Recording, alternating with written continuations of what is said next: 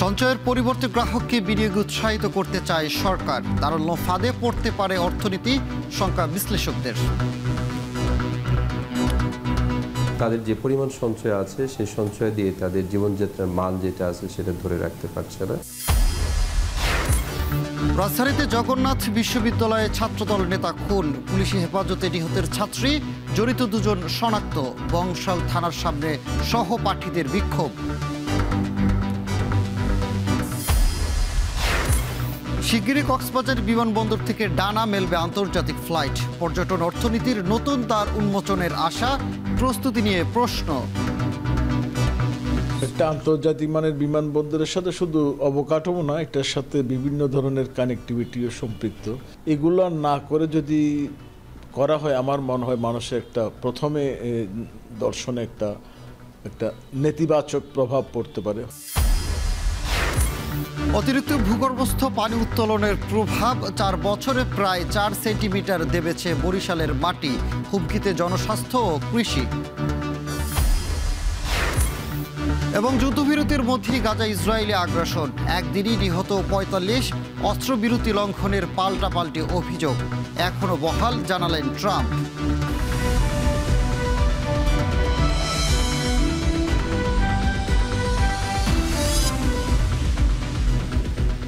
স্বাগত। এখন বাজারে পুরো আয়োজনে আপনাদের সঙ্গে আছি আমি সানিম রিধা। সঞ্চয়পত্র বহু বছর ধরে মধ্যবিত্তের আস্থার বিনিয়োগ হিসেবে পরিচিত, কিন্তু 2024 সালের আগস্টে সঞ্চয়পত্রের বিক্রি ছিল 2036 কোটি টাকা, যা 2025 সালের আগস্টে নেমে এসেছে মাত্র 289 কোটিতে, কমেছে প্রায় 88%। অর্থনীতি বিশ্লেষকরা বলছেন, মূল্যস্ফীতি, আয় হ্রাস ও কর্মসংস্থান সংকটে মানুষ সঞ্চয় ভেঙে চলতি খরচ চালাচ্ছে। অন্যদিকে ব্যাংকে টাকা রাখা ঝুঁকি মনে করায় সঞ্চয়পত্র কিনছেন অনেকে। কেন্দ্রীয় ব্যাংক বলছে সরকার সঞ্চয়ের পরিবর্তে বিনিয়োগে উৎসাহ দিচ্ছে, যদিও বিশ্লেষকরা বলছেন রাজনৈতিক অনিশ্চয়তায় ও সুদের নীতি অর্থনীতিকে লিকুইডিটি ট্র্যাপে ফেলতে পারে। শাহাদাত অফরের প্রতিবেদনে বিস্তারিত।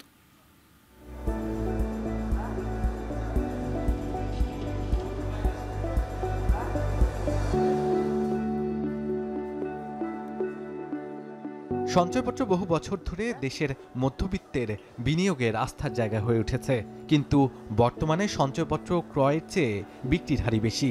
কেন্দ্রীয় ব্যাংকের তথ্য বলছে, গত বছরের আগস্টে সঞ্চয়পত্রে গ্রাহকদের নিট বিনিয়োগ ছিল 2036 কোটি টাকা, কিন্তু চলতি বছরের আগস্টে বিক্রি কমে দাঁড়িয়েছে মাত্র 289 কোটিতে, অর্থাৎ এক বছরে বিক্রি কমেছে 87%-এরও বেশি। অন্যদিকে যারাও সঞ্চয়পত্র কিনছেন তারাও ব্যাংকিং খাতে টাকা রাখতে ঝুঁকি মনে করছেন বলেই সঞ্চয়পত্র ক্রয়ে আগ্রহী হয়েছেন। ডাক বিভাগে সঞ্চয়পত্র কিনতে এসেছে প্রবাসী শামীম এবং তার স্ত্রী, জানালেন তাদের শঙ্কার কথা। দেশের অর্থনৈতিক অবস্থা আরো খারাপ হচ্ছে, ব্যাংকে আমার রিস্ক মনে হচ্ছে, সেই জন্য আমি সঞ্চয়পত্রতে জিপিওতে টাকা রাখার চিন্তা ভাবনা করলাম। ব্যাংক থেকে সেফ মনে হচ্ছে এই কারণে, কারণ ওগুলো তো কোনো গ্যারান্টি নেই। এখন এটা সরকারের উপরে আমরা দিয়ে দিয়েছি, বাস ওনারা এখন এটার উপরে একটা ভরসা আছে যে একটা আমরা বেনিফিট পাবো। এখন তো ব্যাংকের অবস্থা ভালো না, কোন ব্যাংক ভালো কোন ব্যাংক খারাপ সেটা সাধারণ মানুষের জন্য বোঝা কঠিন, যার ফলে এখানে জমা রেখেছিলাম। আমি সরকারি চাকরি করতাম এক সময়, এই জন্য সরকারি জিনিসটাকে আমি সাপোর্ট দিই। অর্থনীতিবিদরা বলছেন, মানুষ এখন সঞ্চয় থেকে বের হয়ে টিকে থাকার চেষ্টা করছেন। মূল্যস্ফীতি, আয় কমে যাওয়া, কর্মসংস্থানের ভাটা সব মিলিয়ে মধ্যবিত্তের হাতে বাড়তি টাকা নেই, ফলে বড় একটি অংশ ভেঙে ফেলছে পুরনো বিনিয়োগ। তাদের যে পরিমাণ সঞ্চয় আছে সেই সঞ্চয় দিয়ে তাদের জীবনযাত্রার মান যেটা আছে সেটা ধরে রাখতে পারছে না। তাদের যে বেসিক নিড আছে সেগুলো ফুলফিল করতে পারছে না। দ্রব্যমূল্যের ঊর্ধ্বগতি সেটাও কিন্তু আসলে অ্যালার্মিং। সুতরাং তারা নতুন করে যে সঞ্চয়পত্রে বিনিয়োগ করবে সে আগ্রহটা তারা হারিয়ে ফেলেছে। যদি বিনিয়োগ প্রবাহটা বৃদ্ধি পায় তাহলে সেই ক্ষেত্রে হয়তো কর্মসংস্থান বৃদ্ধি পাবে। যে নীতি সুদের হার কমানো সত্ত্বেও এর আলটিমেট সুফল এটা সাধারণ জনগণ এটা পাচ্ছে না। বাংলাদেশ ব্যাংকের মুখপাত্র জানালেন, সরকারের উদ্দেশ্য এখন মানুষকে সঞ্চয়ের বদলে বিনিয়োগে উৎসাহিত করা। এতে অর্থনীতিতে গতি ফিরবে, বাড়বে কর্মসংস্থান। জনগণের কাছে যদি বিকল্প অধিকতর লাভজনক বিনিয়োগের ক্ষেত্র সৃষ্টি হয়, তখন স্বাভাবিকভাবে এখান থেকে সুইচ করে অন্য জায়গায় যাবে। সরকার নিজেও চাচ্ছে যে পাবলিকের কনসেন্ট্রেশনটা সঞ্চয়ের পত্রের পাশাপাশি ওই জায়গাতেও শিফট করুক আর কি ট্রেজারি বন্ড বিলে। তবে বিশ্লেষকরা সতর্ক করে বলছেন এই নীতির ফলে অর্থনীতি পড়তে পারে লিকুইডিটি ট্র্যাপে, অর্থাৎ মানুষ টাকা হাতে রাখছে কিন্তু রাজনৈতিক অনিশ্চয়তায় বিনিয়োগে ভয় পাচ্ছে। ব্যালেন্স করে বা ভারসাম্য করে এখন সুদের হার আবার কমায় দিচ্ছে। এই কারণে না দিলে মানুষের কস্ট অফ ফান্ড, যদি বিদ্যুৎ, জ্বালানি, গ্যাস সমস্ত কিছুর দাম বেশি, 15% যদি আমাকে ব্যাংকেরই সুদ দিতে হয় তাহলে তাকে ব্যবসা করে সার্ভাইভ করা কঠিন। যার জন্য এটা কমায় আনার চেষ্টা করতেছে। যত মেকানিজম করুক না কেন বড় ব্যবসায়ীরা নির্বাচন বন্ধ অপেক্ষা করবে। সঞ্চয়পত্র বিক্রি কমে যাওয়ায় সরকারের বিকল্প অর্থায়ন এখন নির্ভর করছে ব্যাংকের ঋণের উপর। ফলে বাণিজ্যিক ব্যাংক খাতেও তৈরি হয়েছে চাপ। 2024-25 অর্থ বছরে সরকারি ব্যাংক খাত থেকে ঋণ নেওয়া কমে দাঁড়িয়েছে 72,372 কোটি টাকায়। তবে বাণিজ্যিক ব্যাংক থেকে ঋণ নেওয়া বেড়েছে 1,36,000 কোটি টাকারও বেশি। আইএমএফের শর্ত বাস্তবায়ন করতে গিয়ে সঞ্চয়পত্র বিক্রি করতে লাগাম টানা হয়েছে। এর সঙ্গে যুক্ত হয়েছে সুদ হার কমানো। বিশেষজ্ঞরা বলছেন অবসরপ্রাপ্ত সরকারি কর্মচারীরা পড়ছে বিপাকে, কারণ সংসারের বড় অংশের ব্যয় তারা চালাতেন সঞ্চয়পত্রের মুনাফা দিয়ে। এখন সেটিও কমে গেলে বাড়বে অনিশ্চয়তা। বাজেট ঘাটতি মেটাতে বড় খাত ছিল এই সঞ্চয়পত্র। যখন সাধারণ মানুষ এই সঞ্চয়পত্র থেকে মুখ সরিয়ে নিচ্ছে, তখন বাংলাদেশ ব্যাংক বলছে সেই সঞ্চয় বিনিয়োগ আকারে অর্থনীতিতে ফিরে আসবে। তবে এখন দেখার বিষয় সাধারণ মানুষ কতটা বিনিয়োগে আগ্রহী হয়। সাদাত অভ্র, এখন ঢাকা। জগন্নাথ বিশ্ববিদ্যালয়ের শিক্ষার্থী ও ছাত্রদলের নেতা জোবায়েদের হত্যাকাণ্ডে বড় ভাই বাদী হয়ে বংশাল থানায় মামলা দায়ের করেছেন। ইতিমধ্যে জড়িত সন্দেহে জোবায়েদের ছাত্রীকে পুলিশ হেফাজতে নেওয়া হয়েছে। এছাড়াও হত্যাকাণ্ডে জড়িত দুজনকে গ্রেফতারের চেষ্টা চলছে বলেও জানিয়েছে পুলিশ। এদিকে অবিলম্বে দোষীদের গ্রেফতার ও বিচারের আওতায় না আনলে লাগাতার কর্মসূচির ঘোষণা দিয়েছে ছাত্রদল। আরও জানাচ্ছেন সিফাত শাহরিয়ার। শেষবারের মতো পুরান ঢাকার রওশন ভিলা থেকে বের হলেন জগন্নাথ বিশ্ববিদ্যালয়ের ছাত্র জোবায়েদ। প্রিয় ক্যাম্পাসে নয়, এবার যাচ্ছেন মিডফোর্ড হাসপাতালের মর্গে। ময়নাতদন্ত হবে তার। পুরান ঢাকার অলিগলি, আরমানিটোলার নুরবক্স রোড আর গৃহশিক্ষক হিসেবে রওশন ভিলা তার পরিচিত হলেও প্রাণ গেল সেই চেনা আঙ্গিনাতেই।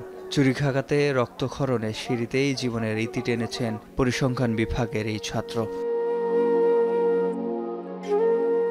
রোববার বিকালে হত্যাকাণ্ডটি ঘটলেও জানাজানি হয় ঘণ্টা দুয়েক পর। খবর পেয়ে ছুটে আসেন সহপাঠী, স্বজন, শিক্ষক ও রাজনৈতিক সহযোদ্ধারা। জোবায়েদের আকস্মিক মৃত্যুর খবরে বিক্ষুব্ধ হয়ে ওঠেন জগন্নাথের শিক্ষার্থীরা। ঘেরাও করে রাখে বাড়িটি।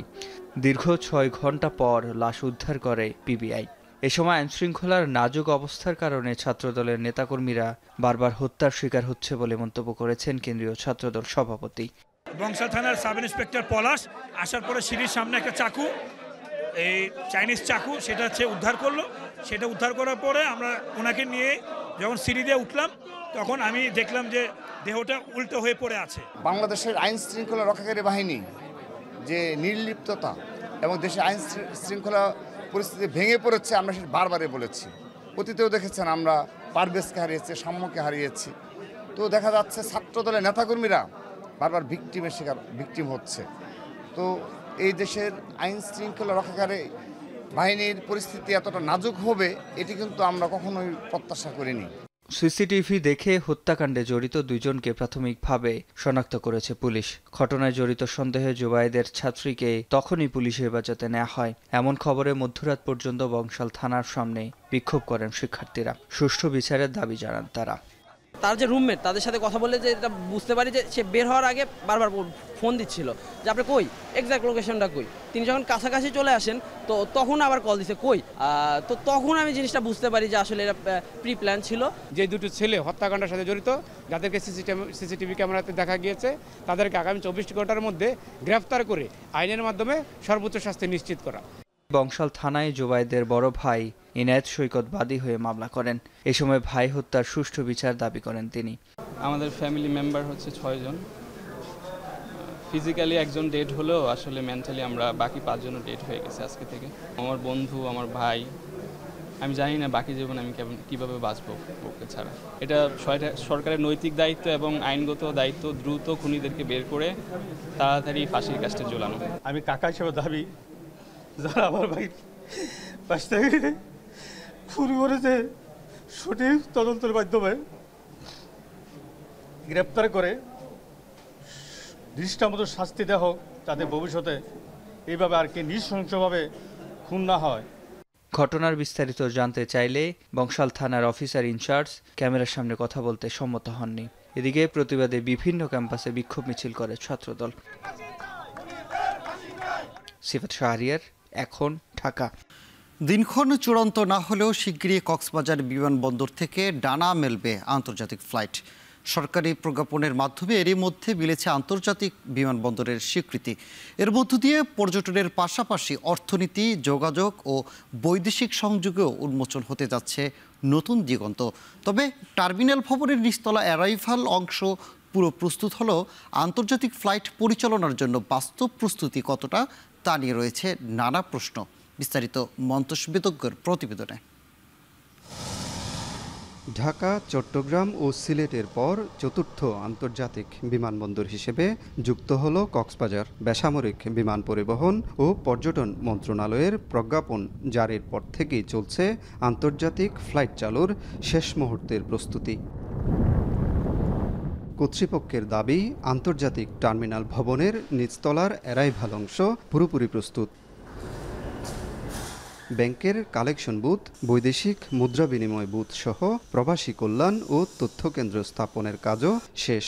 পাশাপাশি প্রস্তুত করা হয়েছে আধুনিক লাগেজ স্ক্যানার মেশিন। ঊর্ধ্বতন কর্তৃপক্ষের নির্দেশনা বা ফ্লাইট শিডিউল ঘোষণার পর দ্রুত সময়ের মধ্যে যুক্ত হবে প্রয়োজনীয় জনবল। প্রবাসী কল্যাণ desk, help desk, money exchange, immigration desk মোটামুটি চালু হয়ে গেছে। এখানে বাকি এখন অথরিটির থেকে ফ্লাইট যদি অ্যাপ্রুভাল হয় ওইভাবে নামতে পারবে, মানে মোটামুটি এটা অ্যারাইভেলের জন্য প্রস্তুত হয়ে গেছে।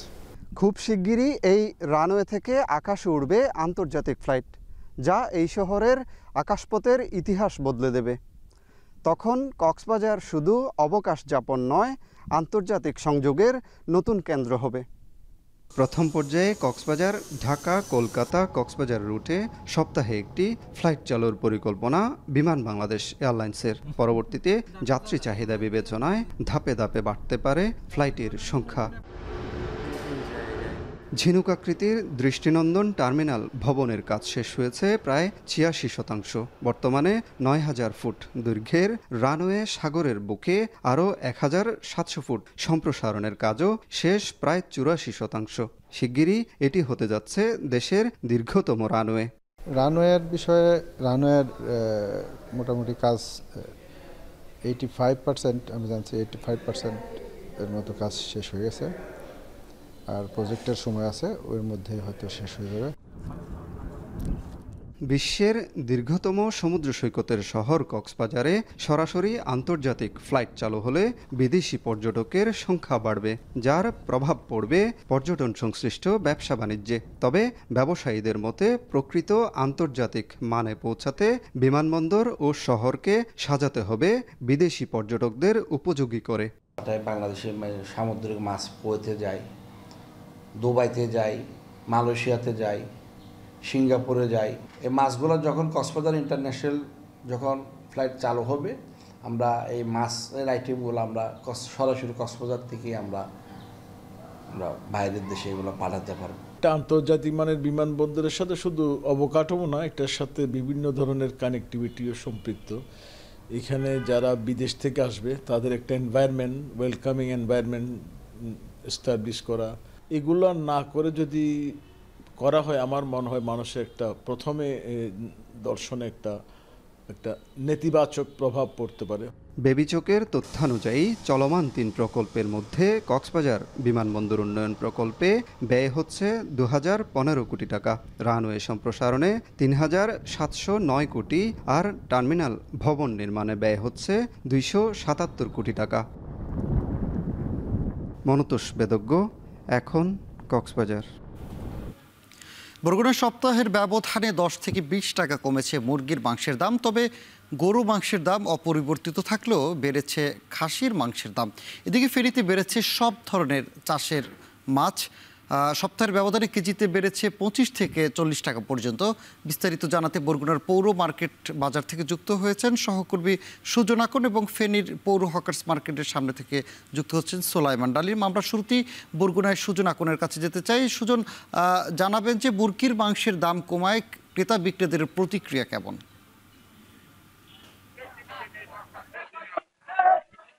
সানি, আমি রয়েছি বরগুনা শহরের পৌর যে মাংসের বাজার সেটিতে। এখানে এসে আমি এখানে যারা ব্যবসায়ী রয়েছেন এবং ক্রেতারা রয়েছেন তাদের সঙ্গে আমি কথা বলেছি। আসলে মুরগির বাজারে স্বস্তি থাকলেও শুধুমাত্র খাসির মাংসের দামটা বেড়েছে। মূলত এখানে যারা ব্যবসায়ী রয়েছেন তারা বলছেন যে গত সপ্তাহের থেকে 10 টাকা কমেছে সব ধরনের মুরগির মাংসের দাম। বিশেষ করে ব্রয়লার মুরগি 170 টাকা বিক্রি হচ্ছে এবং সোনালী মুরগি বিক্রি হচ্ছে 280 থেকে 290 টাকা এবং লেয়ার মুরগি 310 টাকায় বিক্রি হচ্ছে।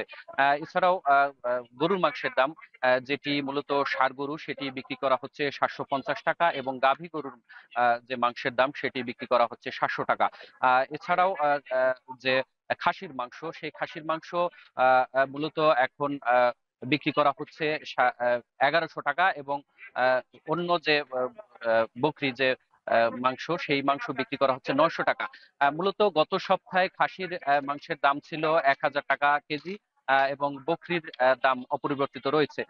তো এখানে যারা ক্রেতারা রয়েছেন তাদের সঙ্গে আমি কথা বলেছি। তারা বলছেন যে এই যে মুরগির মাংসের দাম কমেছে, মূলত এই অঞ্চলের মানুষ বেশিরভাগ মানুষই এখানে ব্রয়লার মুরগি কিনে থাকেন, যার কারণে এই ব্রয়লার মুরগির দাম কমার কারণে তারা এক প্রকার স্বস্তি প্রকাশ করেছেন এবং তারা বলছেন যে নিয়মিত বাজার মনিটরিং করলে এই বাজারে যে সব ধরনের মাংসের দাম সেটি নিয়ন্ত্রণে থাকে এবং তারাও দাবি করছেন যে স্থানীয় প্রশাসন যারা রয়েছেন তারা যেন নিয়মিত এখানে বাজার মনিটরিং করেন এবং দাম সহনীয় পর্যায়ের মধ্যে রাখেন। তো সব মিলিয়ে এই মাংসের বাজার থেকে আমার কাছে এই ছিল সবশেষ। সুজন, বরগুনা থেকে সহকর্মী সুজন এখন জানাচ্ছিলেন মুরগির মাংস ও খাসি গরুর মাংসের দাম। এবার সবজির দাম জানতে ফেনীতে যেতে চাই সোলাইমান ডালিমের কাছে। ডালিম, জানাবেন যে শীতকালীন সবজির সরবরাহ কেমন এবং সবজির দরদাম কেমন?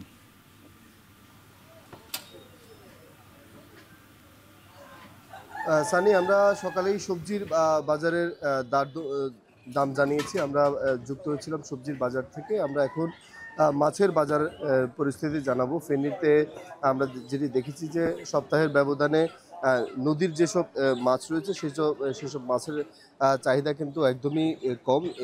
কারণ হচ্ছে যে নদীতে কিন্তু মাছ ধরা নিষিদ্ধ রয়েছে, যার ফলশ্রুতিতে বাজারে নদীর মাছ নেই বললেই চলে। এছাড়াও নদীর মাছ যেহেতু নেই, অপরদিকে এখন যে সময়টা, সে মানুষ কিন্তু একদমই চাষের মাছের উপর কিন্তু নির্ভরশীল। সেই চাষের মাছও কিন্তু বাজারে কম রয়েছে। আজকের বাজারে আমরা এসে যেটি দেখেছি যে বাজারে রুই মাছ, আজকের বাজারে যেসব রুই মাছ 1 কেজি অথবা এর আশপাশের ওজনে রয়েছে, সেই সব রুই মাছ আজকের বাজারে 350 টাকায় প্রতি কেজি বিক্রি হচ্ছে। কাতল মাছ 450 টাকায় বিক্রি হচ্ছে। মৃগেল বিক্রি হচ্ছে 300 টাকায়। গ্লাস কাপ মাছ আজকের বাজারে বিক্রি হচ্ছে 320 টাকায়। ব্লাড কাপ যে বড় আকারের যেসব রয়েছে সেগুলো 350 টাকায় বিক্রি হচ্ছে। এছাড়াও শিং মাছ রয়েছে বাজারে। আমরা আজকে যেটি দেখেছি, বড় সাইজের শিং মাছ 1 কেজিতে 8টি হয়, সেগুলো বিক্রি হচ্ছে 400 টাকায় কেজি। বড় সাইজের চিংড়ি মাছ আজকের বাজারে বিক্রি হচ্ছে 1200 টাকা। এছাড়াও তেলাপিয়া মাছ একটু বড় সাইজের যেসব তেলাপিয়া মাছ রয়েছে সেগুলো 280 টাকায় এবং ছোটো সাইজের তেলাপিয়া মাছ আজকের বাজারে 200 টাকার মধ্যে বিক্রি হচ্ছে। এছাড়াও পাঙ্গাস মাছ ছোটো এবং বড় মিলে 200 এবং 220 টাকার মধ্যে বিক্রি হচ্ছে। বাজারে কিছু আমরা দেখেছি যে সামুদ্রিক মাছ রয়েছে। নারকেলি মাছ আজকের বাজারে বিক্রি হচ্ছে 300 টাকায়। টুনা মাছ সামুদ্রিক সেগুলো 400 টাকায় বিক্রি হচ্ছে। পোমা মাছ বিক্রি হচ্ছে 300 টাকায়।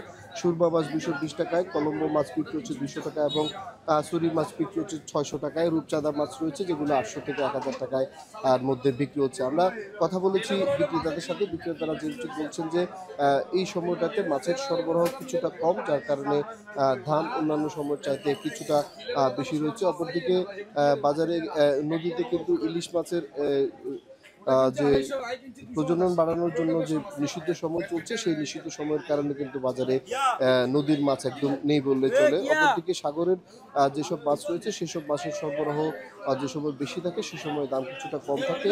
এই সময়টাতে সাগরের মাছের যে সরবরাহ সেটি কিছুটা কম রয়েছে, যার কারণে দাম বেশি বলে বিক্রেতারা আমাদেরকে জানিয়েছে। অপরদিকে আমরা কিছু ক্রেতার সাথে কথা বলেছি। ক্রেতারা যেমনটি বলছেন যে সবজির দামের যে অস্বস্তি ছিল গত 2 সপ্তাহ ধরে, সেখানে সবজির দাম কিছুটা কমেছে। অপরদিকে মাছের দামও যদি কিছুটা আয়ত্তের মধ্যে আসে, প্রতি কেজি 200-250 টাকার মধ্যে আসে, তাহলে তাদের মধ্যে কিছুটা স্বস্তি বিরাজ করবে।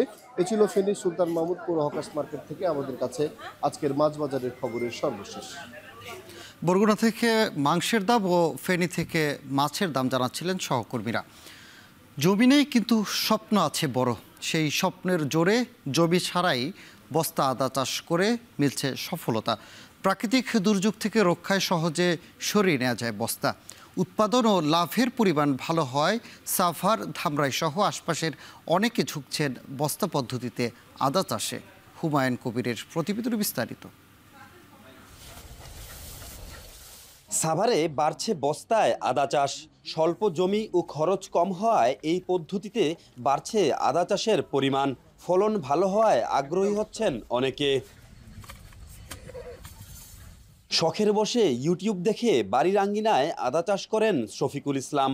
প্রথম বছরেই কম খরচে বেশি লাভ হয় এবার বাণিজ্যিকভাবে চাষ করছেন 5,500 বস্তায়। প্রাকৃতিক দুর্যোগে বস্তা সরিয়ে নেওয়া যায় নিরাপদ স্থানে, ফলে ক্ষতির ঝুঁকিও কম।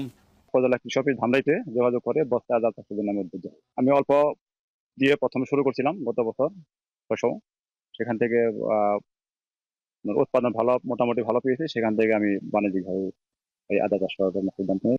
বাড়ির উঠান, পুকুর পাড় কিংবা রাস্তার ধারে করা যায় বস্তায় আদা চাষ।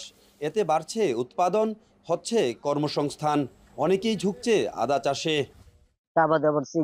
কোন গুড়াটা মাটি সইরে গেছে, ওই পাশে গুনে আবার ওই কোনিটা মাটি দিই। অনেক লোকজন নিয়ে আমরা সমস্ত জিনিস সেই আদা আমরা ওখানে রোপণ করি। রোপণ করার পরে আমরা কিছুদিন পরাবর এখানে অনেক আগাছা সাফ করার পরে সার দিই, বীজ দিই। বস্তায় আদা চাষে কৃষকদের প্রশিক্ষণ ও সহায়তা অব্যাহত রয়েছে বলে জানান উপজেলা কৃষি কর্মকর্তা। বস্তার ভেতরে আমরা আদা চাষের জন্য এই নতুন প্রযুক্তিটা রিসেন্টলি আমরা এটা মাঠে সম্প্রসারিত করেছি এবং এবছরে প্রায় 40,000 প্লাস বস্তায় আমাদের আদা চাষ হয়েছে। এছাড়া প্রতি ঘরে ঘরে প্রায় কৃষানীরা যারা রয়েছেন ওনারা নিজেদের চাহিদা মতো বস্তার ভেতরে, টবের ভেতরে আদা চাষ করেছেন। বস্তায় আদা চাষ আমদানি নির্ভরতা কমানোর পাশাপাশি পতিত জমিকে চাষের আওতায় আনতে বড় ভূমিকা রাখছে। হুমায়ুন কবির, এখন সাভার। গত 4 বছরে বরিশালের মাটি 4 সেন্টিমিটার দেবে গেছে। অতিরিক্ত মাত্রায় ভূগর্ভস্থ পানি উত্তোলনের ফলে এমন পরিস্থিতির সৃষ্টি হয়েছে বলে জানিয়েছেন বরিশাল সিটি কর্পোরেশন। এদিকে উপকূলীয় এলাকা হওয়ায় ভূগর্ভস্থ পানির ওই জায়গা দখলে নিচ্ছে লবণাক্ত পানি। এতে জনস্বাস্থ্য ও কৃষি পড়েছে হুমকির মুখে। এতে স্থানীয় অর্থনীতি ক্ষতিগ্রস্ত হবার সম্ভাবনা দেখা দিয়েছে। এ অবস্থায় যথাযথ ব্যবস্থা গ্রহণের তাগিদ দিয়েছেন অর্থনীতিবিদরা। মাহমুদুন নবীর তোলা ছবিতে ফেরদাউস সোহাগের প্রতিবেদন। 2002 সালে বরিশাল পৌরসভা থেকে সিটি কর্পোরেশনে উন্নীত করা হয়। এরপর থেকে গত 23 বছরেও নগরীর পানির চাহিদা পূরণ করতে পারেনি বরিশাল সিটি কর্পোরেশন। তবে দিন দিন সুপেয় পানির চাহিদা বাড়ছে। সিটি কর্পোরেশন পানির চাহিদা পূরণ করতে না পারায় ব্যক্তিগত উদ্যোগে ভূগর্ভস্থ পানি ওঠাতে গভীর নলকূপ বসিয়েছে অনেক নগরবাসী। সিটি কর্পোরেশনের পানি সরবরাহ বিভাগের তথ্য মতে মহানগরীতে ব্যক্তিগত গভীর নলকূপের সংখ্যা 27,923টি। এছাড়া সিটি কর্পোরেশনের নলকূপ আছে আরও 38টি। শুধুমাত্র গভীর নলকূপ দিয়েই পানি উত্তোলন করা হয় দৈনিক 3,20,00,000 লিটার। তবে ব্যক্তিগত নলকূপে কি পরিমাণ পানি ওঠানো হয় তার কোনো পরিসংখ্যান মেলেনি। এভাবে পানি উত্তোলনের ফলে গত 4 বছরে বরিশালের মাটি 4 সেন্টিমিটার দেবে গেছে বলে জানিয়েছে সিটি কর্পোরেশন কর্তৃপক্ষ। খাল থেকে পানি কিছু নিচে চুয়ায় যায়। এবার বৃষ্টিপাত বেশি হয়েছে। বৃষ্টিপাত বেশি হওয়ার কারণেও আন্ডারগ্রাউন্ড টেবিলে পানি রিচার্জ হয়েছে। তো এইভাবে যদি আমরা আন্ডারগ্রাউন্ড ওয়াটার টেবিলটাকে যদি আমরা ইনট্যাক্ট রাখতে পারি, রিচার্জ করতে পারি, ইনট্যাক্ট রাখতে পারি, তাহলে বরিশালে মাটি দেবে যাওয়া যে প্রক্রিয়াটা এটা ইনশাল্লাহ বন্ধ হবে। মহানগরীতে জনসংখ্যা বাড়ায় পানির চাহিদা মেটাতে বাধ্য হয়েই ভূগর্ভস্থ পানি উত্তোলনের পরিমাণ বেড়েছে। একই সঙ্গে উপকূলীয় এলাকা হওয়ায় ভূগর্ভের উত্তোলন করা পানির সেই স্থান দখল করেছে লবণাক্ত পানি। এতে মানবদেহে লবণাক্ত বৃদ্ধির পাশাপাশি নেতিবাচক প্রভাব পড়ছে স্থানীয় কৃষিতেও। ভূগর্ভস্থ পানির অতিরিক্ত উত্তোলনের ফলে ভূগর্ভস্থ পানির স্তর সময়ের সাথে সাথে নিচে নেমে যাচ্ছে এবং বরিশাল যেহেতু একটি উপকূলবর্তী এলাকা, স্যালাইন ওয়াটার ইন্ট্রুশনের একটা সম্ভাবনা থেকে যায় এবং এই স্যালাইন ওয়াটার ইন্ট্রুশন ভবিষ্যতে মানবদেহ এবং কৃষিকাজের উপর একটি নেতিবাচক ভূমিকা রাখবে। এই অবাধ উত্তোলনকে বন্ধ করার জন্য এবং আমাদের ভবিষ্যৎ প্রজন্মের সুনিশ্চিত জীবন ধারণের জন্য একটি যৌথ সম্মিলিত পদক্ষেপ গ্রহণ করা জরুরি হয়ে পড়ছে। ভূগর্ভস্থ পানি ওঠানোর ফলে বরিশাল নগরীর মাটি দেবে যাওয়ার খবরে উদ্বিগ্ন খোদ সিটি কর্পোরেশনের প্রশাসকও। ভূগর্ভস্থ পানির ব্যবহার কমিয়ে বিকল্প উপায়ে পানি উৎপাদনের পরিকল্পনার কথা জানান তিনি। এই ভয়াবহতা আজ করতে পেরে সরকার আমাদেরকে বিভিন্ন কাজের জন্য এবার 10 কোটি টাকা দিয়েছিল। সেই 10 কোটি টাকার প্রায় 80%, 90% টাকা আমরা এই আমাদের যে ওয়াটার ট্রিটমেন্ট প্ল্যান্ট আনডান অবস্থায় আছে সেটাকে রিভাইভ করার জন্য টেন্ডার করে ওখানে কাজে লাগিয়েছি। এই দুইটা যদি চালু হয়, তো দুইটা চালু হলে আমার 2.5 কোটি থেকে 3 কোটি লিটার পানি আমি এই কীর্তনখোলা নদীর পানি ট্রিটমেন্ট করে আমি জনগণকে দিতে পারবো। আমার আন্ডারগ্রাউন্ড ওয়াটার উঠাইতে হবে না, ফলে যে বেকম সৃষ্টি হচ্ছে, মাটি নেমে যাচ্ছে, সেই সমস্যাটা হবে না। বরিশাল নগরীতে দৈনিক পানির চাহিদা 7 কোটি 20 লাখ লিটার, ঘাটতি 4 কোটি লিটার। সিটি কর্পোরেশন এলাকায় 58 বর্গ কিলোমিটারে বসবাস করছেন প্রায় 8 লাখ বাসিন্দা। ফিরদাউস সোহাগ, এখন বরিশাল। চট্টগ্রাম নগরীর প্রবর্তক মোড়ে 3 তলা বিশিষ্ট একটি পরিত্যক্ত হাসপাতালে আগুনের ঘটনা ঘটেছে। তবে এই ঘটনায় কেউ হতাহত হয়নি। রাত 12:30টার দিকে সেন্ট্রাল সিটি নামের হাসপাতালটির নিচতলায় এই ঘটনা ঘটে। খবর পেয়ে ফায়ার সার্ভিসের 4টি ইউনিট 30 মিনিটের চেষ্টায় আগুন নিয়ন্ত্রণে আনে। স্থানীয়রা জানান, হঠাৎ করে বিকট শব্দ হয় ভবনটিতে, পরে তা আশপাশে ছড়িয়ে পড়ে। গ্যাস সিলিন্ডারে বিস্ফোরণের আগুন লাগতে পারে বলে ধারণা ফায়ার সার্ভিসের। তবে কারণ জানতে তদন্ত চলছে। আগুনে হাসপাতালের নিচতলা সম্পূর্ণ পুড়ে গেছে।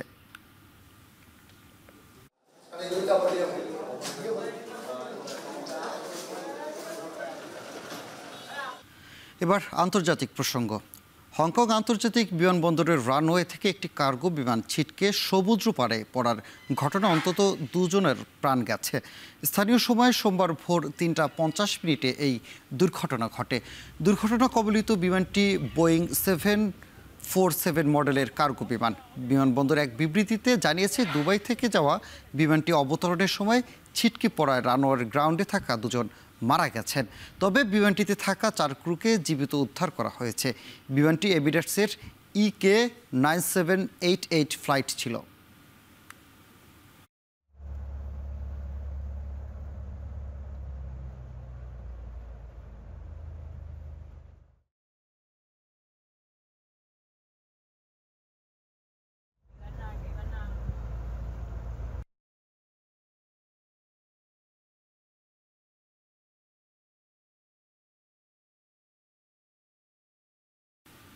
রাশিয়া ইউক্রেন যুদ্ধ কূটনৈতিক উপায়ে সমাধানের বিষয়ে সন্দিহান ইউক্রেনবাসী। তাদের মতে রাশিয়ার উপর চাপ প্রয়োগ ছাড়া যুদ্ধ বন্ধ হবে না। ট্রাম্প পুতিনের সম্ভাব্য বৈঠকও সমাধান আসবে না বলে মনে করেন ইউক্রেনের সাবেক পররাষ্ট্রমন্ত্রী দিমিত্রো কুলেবা। এদিকে ইউক্রেন যুদ্ধ বিস্তৃত হওয়ার শঙ্কায় আত্মরক্ষায় রিজার্ভ সেনাদের প্রশিক্ষণ দেওয়া শুরু করেছে প্রতিবেশী দেশ রোমানিয়া। বিস্তারিত জানাচ্ছেন তানভীর জনি। রাশিয়া ইউক্রেন যুদ্ধ বন্ধে মার্কিন প্রেসিডেন্ট ডোনাল্ড ট্রাম্প ছাড়া আর কেউ এগিয়ে আসেননি। তবে কয়েক দফা উদ্যোগ নিয়েও সমাধান খুঁজে বের করতে পারছেন না ট্রাম্প। যুদ্ধ বিস্তৃত নয়, আলোচনার মাধ্যমে সমাধান চাই ট্রাম্প প্রশাসন। প্রায় 4 বছরে গড়াতে যাওয়া যুদ্ধে এরই মধ্যে ইউক্রেনের অনেকটা জমি দখল করে ফেলেছে রাশিয়া। ওয়াশিংটন পোস্টের এক প্রতিবেদনে দাবি করা হয়, ফোনালাপে ট্রাম্পের কাছে দখলকৃত অঞ্চলগুলো না ছাড়ার শর্ত দিয়েছেন রুশ প্রেসিডেন্ট ভ্লাদিমির পুতিন। এই সময় পুতিন বলেন, যুদ্ধ বন্ধে রাজি তিনি। তবে পূর্ব ইউক্রেনের গুরুত্বপূর্ণ অঞ্চল দনেৎস্কের পূর্ণ নিয়ন্ত্রণ চায় মস্কো। গেল 11 বছর ধরে চেষ্টা করেও এই অঞ্চল দখলে নিতে পারছেন না পুতিন। ইউক্রেনের দাবি, দনেৎস্ক রাশিয়ার অঞ্চলে চলে গেলে ওই পথ ধরে রাজধানী কিয়েভে রুশ সেনারা সহজেই ঢুকে পড়বে। দনেৎস্ক ছাড়াও ইউক্রেনের খেরসন ও জাপোরিজিয়া অঞ্চলের নিয়ন্ত্রণ চেয়েছেন পুতিন। এই দুই অঞ্চলের আংশিক রুশ সেনাদের দখলে রয়েছে। বিশ্লেষকদের মতে এই প্রস্তাবে রাজি হওয়ার সম্ভাবনা নেই ইউক্রেনের। এদিকে ট্রাম্প জোর দিয়ে বলছেন, কূটনৈতিকভাবে আলোচনার মাধ্যমে এই যুদ্ধবন্ধ সম্ভব। সেই লক্ষ্যেই পুতিনের সঙ্গে বৈঠক হবে বলে জানান তিনি। President Zelensky, as you know today, we had a very good meeting, very cordial meeting. In my opinion, they should stop the war immediately. You go by the battle line wherever it is, otherwise it's too complicated. You'll never be able to figure it out. তবে ট্রাম্পের এমন বার্তায় বিশ্বাস নেই ইউক্রেনবাসীর। কূটনৈতিক সমাধানের সম্ভাবনা নিয়ে সন্দিহান কিয়েভের সাধারণ মানুষ। তাদের মতে যুদ্ধ থামানোর একমাত্র উপায় রাশিয়ার উপর নিষেধাজ্ঞা আরোপ। Ну, практически ничего не строилось. Даже вот сюда, вот даже здесь, посмотрите, то есть буквально с 2014 года здесь все построили. Дороги сделали, все сделали. Назад прошлому нет, никогда не должно быть. Все, надо нам вперед смотреть, а на Украину не обращать внимания. Свои мысли и своя политика каждого государства. Так что я думаю, что нет. За свое право и свои возможности реализовывать свои культурные. ইউক্রেনের সাবেক পররাষ্ট্রমন্ত্রী দিমিত্র কুলেবাও যুদ্ধের অবসান নিয়ে সংশয় প্রকাশ করেছেন। তার মতে ট্রাম্প ও পুতিনের বৈঠকে কোনো চুক্তি হওয়ার সম্ভাবনাও নেই। Trump and Putin can talk as many times as they want, but bringing Putin to the table does not mean making Putin negotiate. And I wonder whether President Trump already realized that. এদিকে প্রতিবেশী দেশ রোমানিয়ায় reserve সেনাদের সামরিক দক্ষতা বাড়ানোর লক্ষ্যে প্রশিক্ষণ দেওয়া হচ্ছে। ইউক্রেন যুদ্ধ বিস্তৃত হতে পারে এমন শঙ্কায় আত্মরক্ষায় নিজেদের প্রস্তুত রাখছে দেশটি। এসব সেনারা নানা পেশায় যুক্ত। যুদ্ধের সময় দেশকে রক্ষায় যেন এগিয়ে আসতে পারে, এই জন্য তাদের খণ্ডকালীন সামরিক প্রশিক্ষণ দেওয়া হয়। তানভীর জনি, এখন বিশ্ব। গাজায় যুদ্ধবিরতি লঙ্ঘন করে ইসরায়েলি বাহিনীর ভয়াবহ বিমান হামলা অন্তত ৪৫ ফিলিস্তিনি নিহত হয়েছেন। এতে হামাসের কাশেম ব্রিগেডের এক কমান্ডার নিহত হয়েছেন বলে দাবি গোষ্ঠীটির। এ নিয়ে গাজায় যুদ্ধবিরতি কার্যকরের পর ইসরায়েলি হামলায় নিহতের সংখ্যা বেড়ে দাঁড়িয়েছে ৯৭ জনে। গেল ১০ অক্টোবর থেকে এ পর্যন্ত ইসরায়েল অন্তত ৮০ বার যুদ্ধবিরতি লঙ্ঘন করেছে বলেও দাবি গাজা কর্তৃপক্ষের। এদিকে এত কিছুর পরও যুদ্ধবিরতি ভেস্তে যায়নি বলে নিশ্চিত করেছেন মার্কিন president Donald Trump. Touhidur Rahman জানাচ্ছেন বিস্তারিত। যুদ্ধবিরতি লঙ্ঘন করে রোববার গাজায় চালানো ইসরায়েলি বিমান হামলার ভয়াবহ দৃশ্য এটি। গাজা সিটি ও উত্তরাঞ্চলে বর্বর এই হামলা চালিয়ে একদিনেই শিশুসহ অন্তত ৪৫ ফিলিস্তিনিকে হত্যা করেছে নেতানিয়াহু বাহিনী। এতে যুদ্ধবিরতির মধ্যেও মানুষের আর্তনাদে ভারী হয়ে ওঠে ফিলিস্তিনের অবরুদ্ধ ভূখণ্ডটি।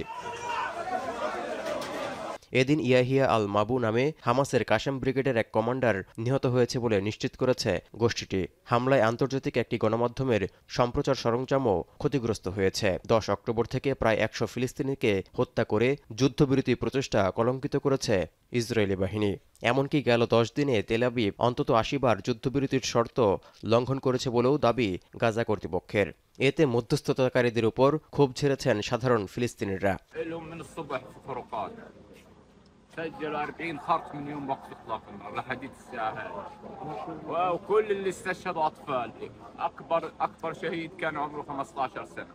এদিকে হামাসের বিরুদ্ধে যুদ্ধবিরতি শর্ত ভাঙার পাল্টা অভিযোগ তুলেছে ইসরায়েলও। আইডিএফ বলছে রোববার সকালে রাফায় হামাসের হামলায় তাদের ২ সেনা নিহতের জেরে বিমান হামলা চালিয়েছে তারা। তবে ইসরায়েলের সিরিজ হামলার পর যুদ্ধবিরতি বহাল আছে বলেও জানিয়েছে ইসরায়েলি প্রতিরক্ষা বাহিনী, আইডিএফ এবং মার্কিন president Donald Trump. Quite rambunctious. They've been doing some shooting, and we think maybe the leadership isn't involved in that. You know, some rebels within, but either way, it's going to be handled properly. It's going to be handled toughly, but properly. তবে রাফায় Israeli বাহিনীর উপর চালানো হামলা সম্পর্কে অবগত নয় বলে জানিয়েছে হামাস। এদিকে 28টির মধ্যে 12 জিম্মির মরদেহ ফেরত দিয়েছে গাজার স্বাধীনতাকামী গোষ্ঠীটি। বিপরীতে 150 ফিলিস্তিনের মরদেহ গাজায় ফেরত পাঠিয়েছে তেল আবিব। তৌহিদুর রহমান, এখন বিশ্ব। লাখো ফিলিস্তিনিকে অভুক্ত রাখা ইসরায়েলি খাবার, অস্ত্র তুলে দিচ্ছে একদল ফিলিস্তিনের মুখের হাতে। কারা তারা? গাজার বিভিন্ন সশস্ত্র গোষ্ঠী যাদের অবস্থান হামাসের বিরুদ্ধে। অস্ত্র আর ত্রাণ চুরির অভিযোগ থাকলেও কেবল হামাস বিরোধী বলে তাদের সমর্থন দেওয়ার কথা স্বীকার করেছেন খোদ ইসরায়েলি প্রধানমন্ত্রী। বিস্তারিত জানাচ্ছেন নুজহাত কামাল। গাজায় ইসরায়েলি সেনাদের ছেড়ে যাওয়া অবস্থানের আশপাশ থেকে সহায়তা যাচ্ছে বিভিন্ন সশস্ত্র গোষ্ঠীর কাছে। প্রমাণ হিসেবে সামাজিক যোগাযোগ মাধ্যমে ঘুরে বেড়াচ্ছে এমনই অসংখ্য ভিডিও। ব্রিটিশ সংবাদ মাধ্যম স্কাই নিউজের বিশ্লেষণে জানা যায়, ইসরায়েলি দখলদার বাহিনীর খালি করে যাওয়া চৌকি থেকে 400 মিটারের মধ্যে অবস্থান এই এলাকার, যেখান থেকে পানি, খাবার আর জ্বালানির মজুত নিয়ে পিক আপ ট্রাকের বহর বেরোচ্ছে। আশরাফ আল মানসির নেতৃত্বে গাজার স্থানীয় একদল মিলিশিয়া নিয়ে যাচ্ছে এসব পণ্য। হামাস বিরোধী সক্রিয় 4 মিলিশিয়া বাহিনীর একটি এই আল মানসি গোষ্ঠী। 4টি গোষ্ঠী ইসরায়েল নিয়ন্ত্রিত এবং গাজার ভেতরে তৎপর। এর আগে প্রকাশিত 2টি ভিডিওতেও এই একই পথে ট্রাকের বহর শনাক্ত হয়। 2টি ভিডিওতেই দেখা যায় ইসরায়েল দখলকৃত এলাকার ভেতর থেকে ট্রাক বের হতে। একটি ভিডিও ক্লিপে ট্রাকে অন্যান্য পণ্যের সাথে ইসরায়েলি জ্বালানি সরবরাহকারী প্রতিষ্ঠান SOS এনার্জির নাম লেখা জেরিগান দেখা গেছে।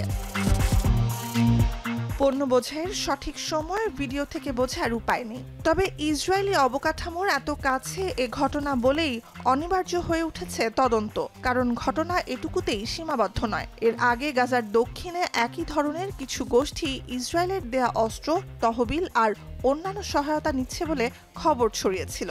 নতুন ভিডিওতে প্রমাণিত যে গাজার উত্তরেও একই ধরনের ব্যবস্থা দাঁড় করানো হচ্ছে। অস্ত্রবিরতি কার্যকরের পর গেল সপ্তাহে গাজার শাসক দল ও ফিলিস্তিনের স্বাধীনতাকামী সংগঠন হামাস এমনই একটি গোষ্ঠীর 32 সদস্যকে হত্যা করে। নিরাপত্তা অভিযানের নামে আটক করে কয়েকশো সশস্ত্র ফিলিস্তিনিকে। তারও আগে খবর ভেসে বেড়াচ্ছিল যে হামাসকে দুর্বল করতে গাজার বিভিন্ন সশস্ত্র গোষ্ঠীকে ব্যবহার করছে ইসরায়েল। লক্ষ্য ফিলিস্তিনি উপত্যকায় হামাসের নিয়ন্ত্রণ খর্ব করা। ত্রাণ লুটে জড়িত আবু শাবাব।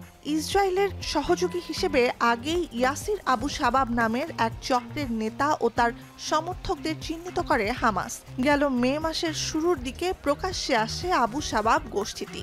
জাতিসংঘ নেতৃত্বাধীন ত্রাণ বন্টনকারী নেটওয়ার্ককে গাজা থেকে উৎখাত করে যখন ইসরায়েল সমর্থিত গাজা হিউম্যানিটারিয়ান ফাউন্ডেশন বা GHF খাবার সরবরাহের দায়িত্ব নেয়, তখন এসব খাবার ও ত্রাণের নিরাপত্তা নিশ্চিত করার দাবি করে আবু শাবাব গোষ্ঠী। মার্চ থেকে গাজায় খাবার সহ সব ধরনের ত্রাণ সরবরাহ বন্ধ করে দিয়েছিল ইসরায়েল। বিভিন্ন সময় ত্রাণ কর্মীদের দেয়া তথ্যের বরাতে টার্কিশ সংবাদ মাধ্যম TRT জানায়, ত্রাণের সুরক্ষা নয়, বরং ত্রাণ লুট করে সাধারণ ফিলিস্তিনিদের আরও বেশি করে খাদের কিনারায় ঠেলে দিয়েছিল আল শাবাব বাহিনী। জাতিসংঘ বলছে, এ ধরনের ঘটনা এখনও ঘটে চলেছে অবরুদ্ধ উপত্যকায়। উল্টো ত্রাণবাহী ট্রাকের পথ আটকে সহিংস লুটপাট চালানো ব্যক্তিদেরই এখন সুরক্ষা দিচ্ছে ইসরায়েলি বাহিনী। বিনিময়ে ইসরায়েলের নতুন সামরিক ঘাঁটি থেকে সরবরাহকৃত পণ্যের সুরক্ষা দিচ্ছে ফিলিস্তিনি এসব সশস্ত্র গোষ্ঠী। কাতার ভিত্তিক সংবাদ মাধ্যম আল জাজিরার খবর, স্ট্রাইক ফোর্স এগেইনস্ট টেরর নামের আরেকটি সশস্ত্র চক্রকেও মদদ দিয়ে যাচ্ছে ইসরায়েল। চক্রটির নেতা হুসাম আল আসতালের সম্পৃক্ততা পাওয়া যায় গাজার প্রভাবশালী আল মাজিদা গোত্রের সাথে।